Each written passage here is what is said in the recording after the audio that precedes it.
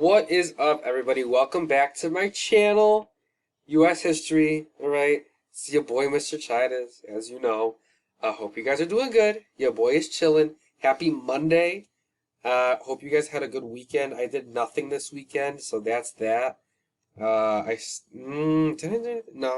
I wrote a little baby paper for grad school. I'm having my first class today, so wish me luck in spirit. I'm very nervous about it, but it's fine. It's gonna be fine. I didn't finish reading the book that I was supposed to read, so I'm stressed and pressed trying to get that done. So, your boy's a procrastinator. What are you gonna do?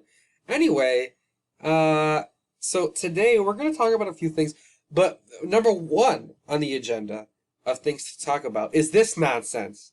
Take a look at this, okay? And yes, I pulled up pictures from Bizarrevark because I just want us all to remember and be on the same page with where this man comes from, okay? Other fun fact, I recently found out like 30 seconds ago when I typed in Jake Paul to Google that me and Jake Paul are the same exact age. We were both born in 1997, only a few months apart. And honestly, you guys, I don't know what to feel about that. Like, I don't know, what am I supposed to feel when I read that kind of nonsense? We're the same age. Like, does that mean that I'm doing really well in my life? Or like really bad compared? I guess it depends on who you ask. Either way, it makes me uncomfortable, okay? So, Jake Paul apparently won against Tyrone Woodley tonight. And you know what? That also makes me very uncomfortable. I don't like that. I don't like it because it wasn't supposed to happen. Like, that's not the natural order of things, of the world, okay? There's an order to nature, and that just like is not there. That's like, I don't know, like a simulation. Okay, it's weird. It makes me uncomfortable. Like I feel like I'm gonna get a break out in a rash soon, and it just needs to stop. But whatever, I guess it's happening. So I don't know, man. Is Jake Paul a legit boxer now? I cannot lie. I did not watch the fight because I'm not about to pay for that nonsense. And also, it's way too much work to try to bootleg it.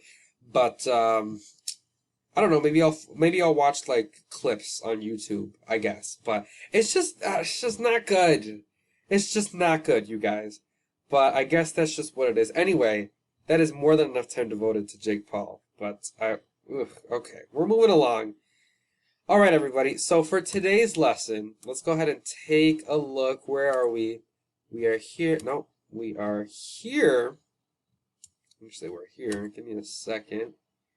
So today, 8:30. All right, we are actually starting a brand new lesson. Okay.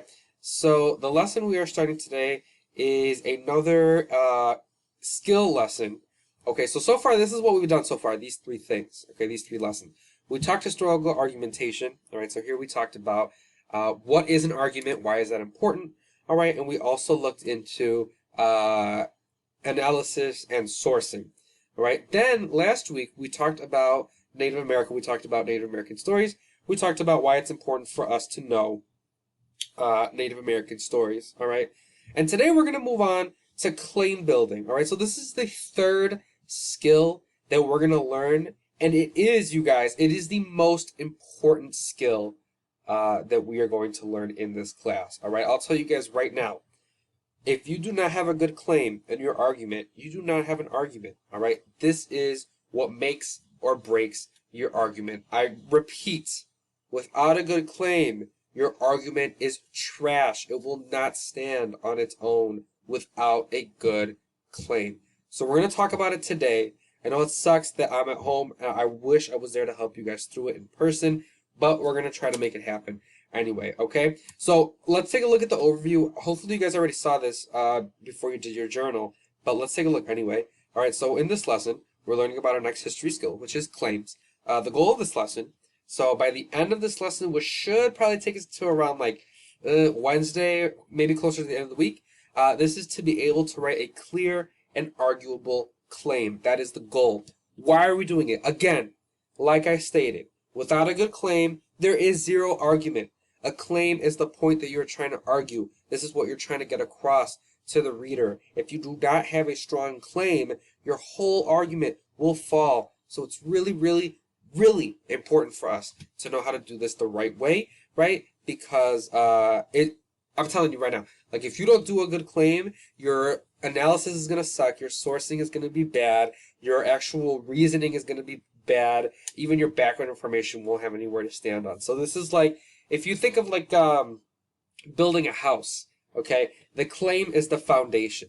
If you got a crack in your claim, your whole house is going to fall, all right? So we got to make sure that we do it good. Okay? So follow along, all right? I'm going to walk you guys through how to write a claim. It's not that difficult, but it is kind of hard to do in a sense. So let me just get into it, okay? So we got claim writing, all right? So what do you need for a good claim? Let's take a look, all right? So claim has to have a few different parts to it, a few different pieces of criteria to it. So if you take a look, you can see exactly what we're looking for, all right? So number one, what is a claim, okay? The claim is the argument or answer to a question. So this is exactly what you are arguing, right? So for example, if I was arguing that Jake Paul didn't deserve the win that he got, supposedly, last night, my claim would be Jake Paul did not deserve the win that he got last night because he is not a good fighter, or whatever that, okay? So this is the point that you're trying to get across, the point that you're trying to argue, okay? Now, it's not just enough to just say what you're arguing. You have to do it in a specific way for it to be clear, for it to be strong. So you got to follow along with these criteria. Take a look. So number one, it's got to be one sentence, all right? If it's more than one sentence, too long.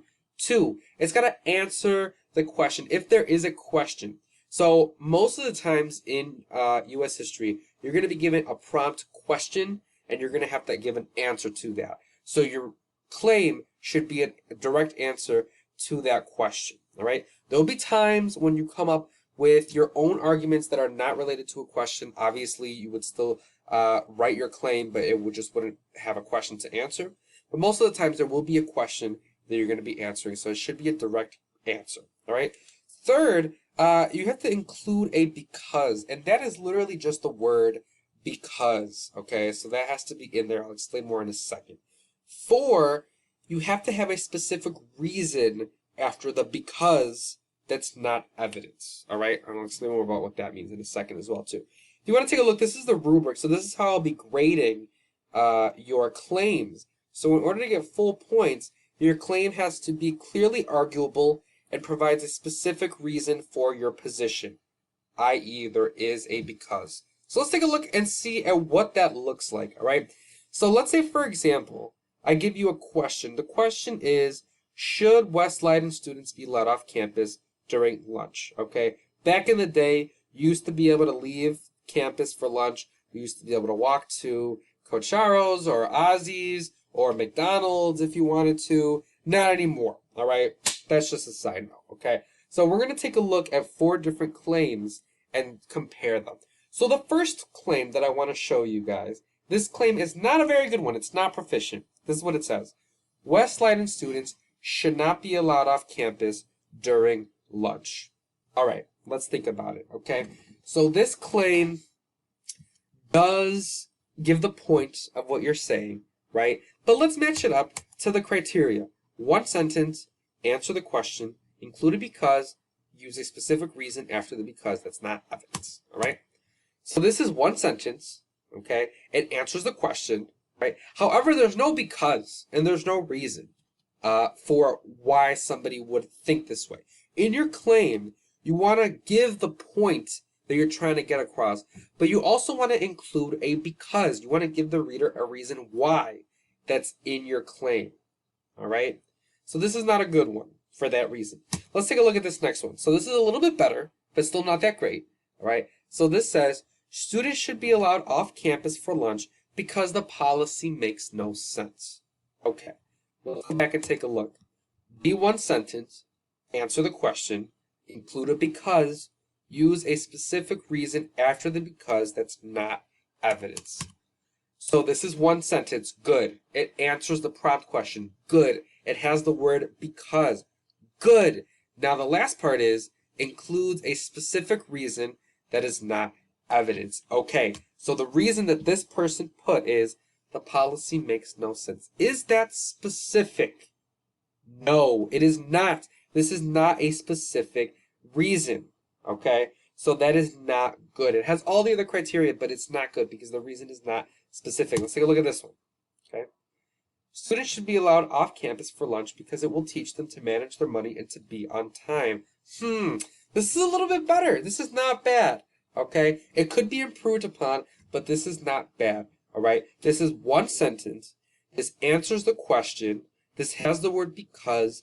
The reason after the because, alright, it's a little too specific.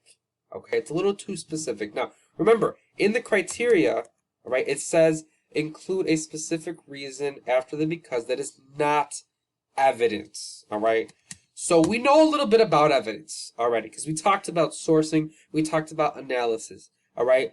We cannot include evidence in our claim because our claim is just kind of like, how would I describe it? Like an appetizer, right? It's just a taste of what's to come. So if you give away all of your evidence in the claim, that kind of defeats the purpose of having the argument in itself. So we don't want to be too specific. It's kind of like Goldilocks, right? You don't want it too hot, too cold, right? You don't want to be too vague like it's here, but at the same time, you don't want to be too specific. So this one says, we'll teach them to manage their money and to be on time. Well, if you think about it, right, those might be two whole separate paragraphs that talk about managing money, and another one might talk about being on time. Those are way too specific. That's evidence at that point, right? We don't want to be too specific. We don't want to be too vague. We want to be just in the middle. This is a perfect claim here. This says students should be allowed off campus because it will help teach them responsibility. All right, one sentence, answers the question, has the word because, but the reason is really, really good. Why? Because, right, this says exactly what it is that you're going to be arguing, that is responsibility, without giving too much away, right? Because let's say you are going to talk about managing money and being on time. What are both of those things? Those are being responsible, right? So when this person goes to write their essay and they'll write their paragraph about managing money, they could then point back to their claim and say, learning how to manage their money will teach students how to be responsible, and then that is why students should be let off campus during lunch, right? Other paragraph, being on time, right? Being on time, teaching somebody how to be on time will teach them how to be responsible. Therefore, West Leiden students should be let off campus during lunch. You see how that works, right? You want to make sure that you have a claim that all of your evidence can come back to. Again, this is why the claim is so important, because this is what everything else stands on, okay?